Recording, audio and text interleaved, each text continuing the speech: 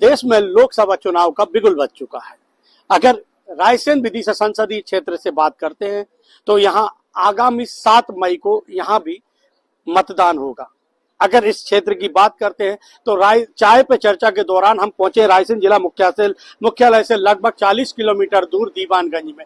ये पंकज की स्टॉल है, यहाँ की बहुत प्रसिद्ध चाय की दुकान ये कही जाती है। लेकिन आपको यहाँ पर मैं बताना चाहूंगा कि इस क्षेत्र का नाम जो दीवानगंज पड़ा है वो क्यों पड़ा है। सबसे अहम बात यह है, इस क्षेत्र का नाम दीवानगंज इसलिए पड़ा है, कहा जाता है कि गुरु नानक देव जब यहाँ से जा रहे थे, यहाँ से निकल रहे थे, तब उन्होंने यहाँ पर दीवान लगाया था। तब से लेकर आज तक इस जगह का नाम दीवानगंज पड़ा है। वहीं अगर भारत में लोकप्रिय जगह अगर ये इसलिए कारण भी है क्योंकि यहाँ पर ट्रॉपिक और कैंसर यानी कर्क रेखा भी यहाँ से निकलती है। हमारे साथ यहाँ पर स्थानीय लोग मौजूद हैं, आइए हम उनसे जानते हैं कि जनता जो अब आने वाले चुनाव हैं उनमें जनता की क्या राय है, क्या मुद्दे हैं जनता के, क्या विकास की वो उम्मीद करती है। हमारे साथ यहाँ कुछ स्थानीय लोग मौजूद हैं, आइए हम उनसे करते हैं बात। सर क्या नाम है आपका? मोहित नायक सर। मोहित जी, चूंकि चुनाव सर पे हैं, अब 10 साल और से अधिक का समय हो गया है। अगर बात करते हैं यहाँ पर तो यहाँ के क्या स्थानीय मुद्दे हैं, क्या क्या आपको लगता है या क्या क्या चीजें होना चाहिए? रोजगार की थोड़ी कमी है, जो फैक्ट्री डलना चाहिए, और आए दिन जो रोड पे एक्सीडेंट होते हैं तो इसका भी थोड़ा फोर लाइन होना चाहिए। यही मुद्दे हैं सर। अगर विकास की बात करते हैं तो इस क्षेत्र में जैसे भारतीय जनता पार्टी की मध्य प्रदेश में 18 साल सरकार रही है। अब अगर चुनाव फिर से है मध्य प्रदेश में, फिर भारतीय जनता पार्टी की सरकार है। लेकिन अगर केंद्र की बात करते हैं तो लोकसभा के चुनाव है, यहाँ से पूर्व मुख्यमंत्री शिवराज सिंह चौहान यहाँ पर एक बार फिर उम्मीदवारी दिखा रहे हैं।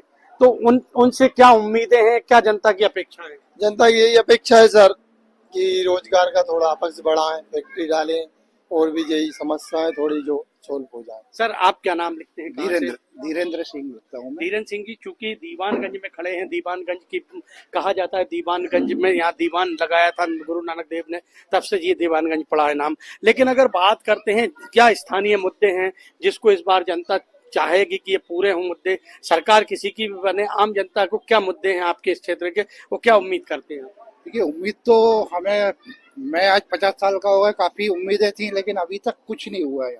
एक तो क्या है, ये स्टेट हाईवे 18 है, ये आज तक 4 लेन हो जाना चाहिए था लेकिन ये 4 लेन नहीं हुआ आज तक। प्रभुराम चौधरी, डॉक्टर सेजवार, हम इन दोनों को ही 50 साल से देख रहे हैं लेकिन इस रोड की आज तक कोई हालत वैसी की वैसी है। आए दिन रोज एक्सीडेंट होते हैं, रोज समाचार पत्रों में आ रहा है कि वहाँ बालमपुर की घाटी पे एक्सीडेंट होगा, वेरखेड़ी चौराहे पे एक्सीडेंट होगा। कई नेता यहाँ से गुजरते हैं लेकिन आज तक इस और किसी का ध्यान नहीं गया, नंबर 1। और नंबर 2 क्या है कि दीवानगंज के नाम पे एक नहर स्वीकृत हुई थी, वो दीवानगंज से नहर स्वीकृत हुई थी, वो दीवानगंज में ना आके बरजोरपुर होते हुए वहां लेके चले गए। ना तो आज तक स्थानीय प्रशासन का वहाँ ध्यान है, ना किसी नेता का ध्यान है, ना किसी सांसद, ना विधायक। कई बार ग्रामीणों ने, दीवानगंज के ग्रामीणों ने यहाँ के प्रभुराम चौधरी को ज्ञापन दिए, तुलसी सिलावट को ज्ञापन दिए। आज तक पूरा क्षेत्र ये सूखा है, केवल यही क्षेत्र पूरा, मतलब एक भी जमीन। यहाँ के कृषक इतने परेशान है, ना तो उनके लिए खेतों में पानी है, भगवान भरोसे खेती कर रहे हैं। मैं भी एक छोटा किसान हूँ, मैंने अभी खेती की है, जहाँ मेरे खेत में 60 कुंटल चना निकलता है वहाँ आज 15 कुंटल चना निकला। क्यों? पूरा सूखा है। इंडस्ट्री एरिया घोषित किया था दीवानगंज को आज से 25 साल पहले, लेकिन एक भी इंडस्ट्री यहाँ नहीं लगी। एक इंडस्ट्री प्रतापानु शर्मा की लगी हुई थी, वो भी बंद हो गई है। वो 15-20 साल हो गए। यहाँ रोजगार, छोटे छोटे 18 साल 20 साल के बच्चे हैं, बेरोजगार घूम रहे हैं, रोजगार का कोई साधन नहीं है। और सबसे बड़ी बात क्या है कि इस विधानसभा क्षेत्र पे पूरी दुनिया की नजरें रहती हैं। आज आपको एक टेक्निकल चीज मैं बता रहा हूँ, यहाँ से सांची यूनेस्को की विश्व धरोहर सूची में स्थान है सांची का। सांची का जो डेवलपमेंट होना चाहिए था, वो सांची का डेवलपमेंट आज तक नहीं हुआ। आज चले जाइए कहीं पर भी, होना ये चाहिए था। वो बौद्ध धर्म के टूरिस्ट इतने आना चाहिए था, वो यहाँ पर कुछ भी नहीं आते हैं। क्यों? इंफ्रास्ट्रक्चर नहीं है, डेवलपमेंट नहीं है, टूरिज्म के लिए कुछ इतना प्रमोशन नहीं कर रही गवर्नमेंट।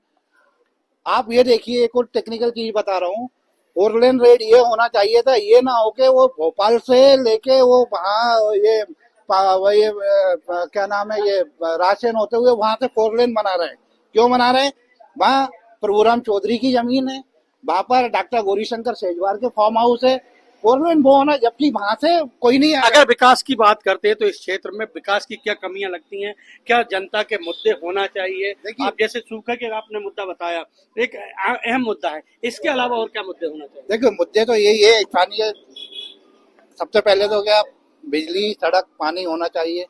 अतिक्रमण हो रहा है, डेवलपमेंट, सरदार मैं सरोवर। लौटूंगा आपके पास, अब रुकिएगा, क्योंकि सर एक अहम मुद्दा है यहाँ पर, नहर का पानी नहीं है, बताया जैसा कि क्या कहना चाहिए? सही बोल रहे हैं वो। क्या दीवानगंज के नाम से नहर हुई थी और दीवानगंज का कम से कम 200-300 एकड़ का रकबा सूखा है और दो नहर हो गई है। एक बरजोपुर होती गई है, करैया होती गई है। और ये कहते हैं ना, दिया तले अंधेरा। जिस गांव के नाम से नहर एकड़ का रकबा सूखा है और दो नहर हो गई है, एक बरजोपुर होती गई है, करैया होती गई है। और ये कहते हैं ना, दिया तले अंधेरा। जिस गांव के नाम से नहर हुई थी, वहां पे आज पानी इस एरिया में नहीं मिल रहा है। आज किसानों की ये हालत है कि कोई ने चना बोया तो कोई ने क्या कहते हैं अपना मसूर बोई, कोई ने तेवड़ा, वो बहुत कम निकला है। हाँ, 6-6 एकड़ में बता रहे हैं, भाई साहब ने बताया कि 15 कुंटल कुछ निकला है। उससे होता क्या 6 एकड़ में। अब चुनाव में अगर कोई नया प्रत्याशी आएगा, चुनाव जीतेगा, उससे किस प्रकार की उम्मीदें आप लोग रखना चाहेंगे? नहीं, उम्मीदें तो है। क्या है, मोदी जी ने कहा है कि मोदी जी ने बोला है कि मध्य प्रदेश मेरा परिवार है। मैं पूरी जनता को परिवार जैसा मानता हूँ और वो आज सबको लेके चल रहे हैं। हम भी मोदी जी से और माननीय शिवराज सिंह चौहान जी से, क्योंकि 5 बार यहाँ से वो सांसद रहे हैं और उन्होंने ये क्षेत्र अच्छी तरीके से देखा है, घूमे हैं। पाँव पाँव वाले भैया के नाम से जाने जाते हैं। तो हम उनसे निवेदन करेंगे आपके माध्यम से कि इस चीज को जरूर थोड़ा सा ध्यान दें कि जो दीवानगंज जो क्षेत्र हमारा रुका हुआ है, जो पानी जो नहर नहीं गई है, एक ये जोड़ दें तो यहाँ की हमारे गांव की अपने 300-400 एकड़ की समस्या खत्म हो जाए। समस्या हो जाएगी, क्योंकि आप एक युवा हैं। युवा होने के नाते रोजगार की अगर बात करते हैं तो यहाँ रोजगार के क्या क्या काम है और क्या क्या अभी? सर फैक्ट्री थी यहाँ पर, तो पहले उसी से रोजगार था। पहले हमारे पापा लोग भी करते थे काम। अब तो वो फैक्ट्री भी मिट गई, तो अब बेरोजगारी घूम रहे हैं साहब। 300 की तगाड़ी फेंक रहे हैं और लगे धंधे पानी से। अब ये महंगाई और इतनी हो रही है कि इसकी कोई हद नहीं। दादा अगर आपसे बात करें तो आपका क्या नाम है, कौन से गांव से हैं? लक्ष्मी नारायण जमनिया। जमनी। दादा एक बात बताइए, चुनाव आने वाले हैं और आपके इस क्षेत्र की बात करते हैं तो यह विकास के कौन कौन से काम अभी बाकी हैं? भाई बाकी बहुत सारे काम समझ लो, जमीन तो समझ लो अगर पानी है, इस तरह पानी है जमीन में, सूख पड़ी जमीन सब किसानों की है, उसमें क्या है, कुछ भी नहीं है। पानी की समस्या सबसे बड़ी है खेती के लिए। आप क्या कहना चाहेंगे? हम भी यही कह रहे हैं साहब कि पानी सिंचाई का काम हो जाए, सड़कों का काम तो हो ही जाएगा मगर सिंचाई का काम पहले है साहब। गल्ला पानी कम मिल रही है, तो थोड़ा अधिकारी लाइन में थोड़ा देख परख के वो करे। कोई गलत काम हो रहा है उसको भी समझाएं। मैं आपके पास वापस आऊंगा, क्योंकि अब मैं फिर चलता हूँ, आपके पास आया मैं वापस, क्योंकि यहाँ पर मेन मुद्दा बताया जैसे कि पानी की सबसे बड़ी समस्या है, रोजगार की समस्या। एक फैक्ट्री थी, लेकिन अब नए सिरे से अगर बात करते हैं, चुनाव है, नई सरकार बनेगी, गठन होगा, चाहे वो भारतीय जनता पार्टी की हो चाहे कांग्रेस की हो, तो क्या उम्मीद लगाए हैं नई सरकार से, क्या उम्मीदें आप करते हैं?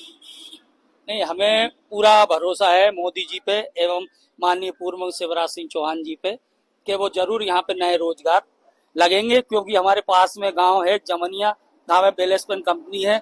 वहाँ पे कम से कम हमारे गांव के 50-60 लड़के जाते हैं और जमनिया से भी जाते हैं काम करने। और एक अभी कुछ दिन पहले हमने सुना था पेपरों के थ्रू कि एक प्लांट का और उद्घाटन हुआ है। तो हम भी चाहते हैं कि हमारे दीवानगंज में भी 400-150 एकड़ का रकबा है राजस्व का, तो वहाँ पे भी हमारे दीवानगंज में कोई नई फैक्ट्री खोलें जिससे हमारे क्षेत्र के रोजगार लोगों को मिल सके। सर मुख्य मुद्दा यहाँ रोजगार और पानी की समस्या बता रहे हैं। इसके अलावा अगर बात करते हैं तो आम जनता क्या सहूलियतें सरकार से चाहती है, क्या विकास के कार्य चाहती है? अगर इस क्षेत्र की बात करते हैं तो चूंकि यहाँ पर कर्क रेखा भी निकली है, अगर बात करते हैं इस क्षेत्र में विधानसभा की, सांची विधानसभा लोकसभा विदिशा रायसेन में ही आती है। अगर यहाँ पर सांची की ऐतिहासिक धरोहर है, वहां भी स्टॉपेज की बड़ी समस्या जैसा कि बताया। आप क्या उम्मीद करते हैं नई सरकार से, नए सांसद से? अब वैसे तो क्या है, शिवराज सिंह जी जो है, मामा जो है, उनको तो क्या रही है क्षेत्र का पूरे वाली भांति परिचित है वो। लेकिन फिर भी मैं उम्मीद करूंगा, क्योंकि ये पूरे जो क्षेत्र है कृषक प्रधान क्षेत्र है, यहाँ ज्यादातर लोग कृषि पे आधारित हैं, उनके बच्चे भी खेती कर रहे हैं। तो बस मैं ये चाहूंगा कि ये पूरे एरिया को पूरा सिंचित कर दिया जाए, नहरें बना दी जाए जहाँ जहाँ जो जो गांव छूटे हुए हैं वहाँ पर नहर के स्टाफ वो छोटे छोटे लाइन डाल के नहर का पानी दे दिया जाए, तो यहाँ के कृषक का जीवन थोड़ा सा संपन्न होगा और वो थोड़ा सा उन्नति कर सकेंगे। क्योंकि नहीं तो अभी आज लेकिन अगर मुख्य समस्या की बात करते हैं तो पानी की मुख्य समस्या है। वहाँ एक फैक्ट्री बताते हैं वो थी, बंद हो गई। अब इंडस्ट्रियल एरिया घोषित हुआ था लेकिन फैक्ट्री नहीं है, तो मुख्य मुद्दा क्या यह भी रह सकता है इस बार? रहेगा, पक्का रहेगा, पक्का रहेगा, क्योंकि वो रोजगार भी है, कृषक भी परेशान है, सबका। इस साल तो कृषक बहुत ज्यादा परेशान हुआ, दोहरी मार पड़ी है उसको। सांची की बात करते हैं तो सांची दीवानगंज जो सांची में आता है, क्या कहना चाहेंगे? सांची विश्व प्रसिद्ध धरोहर है। पूर्व मुख्यमंत्री शिवराज सिंह चौहान जो अपने यहाँ से सांसद के प्रत्याशी हैं, उन अगर वो जीतते हैं तो उनसे किस प्रकार की उम्मीदें आप लगाएंगे? बस मैं तो ये चाहता हूँ कि जैसे सांची विश्व यूनेस्को की विश्व धरोहरों की सूची में सम्मिलित है, उस हिसाब से सांची से कनेक्टिविटी स्टेट हाईवे 18 के माध्यम से 4 लेन करके ज्यादा से ज्यादा की जाए। आप एक किसान हैं, किसान के नाते आप क्या उम्मीद करेंगे? यही कर रहे हैं साहब, थोड़ी खेती बाड़ी का काम बढ़ जाएगा हम लोगों का। जी। और क्या चाहेंगे? और इसके अलावा कुछ उम्मीद है सरकार से? और यही है कि काम होता रहे हमारा, और क्या काम होता रहे। आपका कोई मुख्य मुद्दा है क्या? आप सरकार से क्या कहना चाहेंगे? साहब जैसे गरीब आदमी लोग काम में लग रहे हैं, अच्छा ही है, धन तो पानी मिलता है तो ढंग से पानी मिलता हो तो मैं एक बार फिर आपके पास आना चाहूंगा। सर, चूंकि आखिरी सवाल है, इस क्षेत्र की जनता विकास के नाम पर क्या चाहती है? देखिए, विकास के नाम पे तो अभी सबको मालूम है कि भाई ये इतने साल के मोदी जी की जो गारंटी है उस पर एक बार और विश्वास करेगी जनता, और शिवराज मामा को रिपीट कर रहा है इस बार, तो उनको भी देखेंगे। और शिवराज मामा को रिपीट कर रहा है इस बार, तो उनको भी देखेंगे। लेकिन हाँ, इस साल इस इलेक्शन के बाद में जब जनता की आंखें खुल जाएंगी तो शायद मुझे मुश्किल लगता है कि कोई भरोसा करे। तो देख सकते हैं आप, ये चाय पे चर्चा पे हम दीवानगंज पहुंचे थे। यहाँ की क्षेत्र की जनता की अगर बात करते हैं तो क्षेत्र की जनता यहाँ पर उम्मीद लगाए बैठी है कि यहाँ पर सबसे मेन चीज है, जो गांव है, जो क्षेत्र है जिसमें 300-400 एकड़ जमीन जो सूखी पड़ी रहती है, यहाँ पर नहर की सबसे बड़ी समस्या बताई गई है। चूंकि हलाली डैम यहाँ लगा हुआ है तो नहर बने, किसानों की सबसे बड़ा मुद्दा है कि नहर यहाँ बने ताकि किसानों को पानी मिल सके। वहीं दूसरी बात यह है कि यहाँ पर एक फैक्ट्री थी जो बंद हो गई, इंडस्ट्रियल एरिया कहलाता है, तो यहाँ फैक्ट्रियों की उम्मीद लगाए हैं ताकि रोजगार मिल सके। वहीं अगर सांची की बात करते हैं तो मुख्य मुद्दा सांची में भी है, विश्व प्रसिद्ध ऐतिहासिक धरोहर है यहाँ पर सांची, जहाँ स्तूप बने हुए हैं। वहीं अगर बात करते हैं तो स्टॉपेज नहीं है ट्रेनों के, ये भी एक बड़ी यहाँ पर समस्या है। लेकिन अगर चाय की चर्चा के दौरान हमने पाया तो आम जनता ये कहती नजर आ रही है कि मोदी जी की जो गारंटी है उस पर हमने जहाँ भरोसा किया 10 साल, उससे हम संतुष्ट हैं। तो आने वाले चुनाव में भी एक बार फिर मोदी जी की गारंटी पर हम भरोसा करेंगे। Ajay Gohil, India news, Raisen.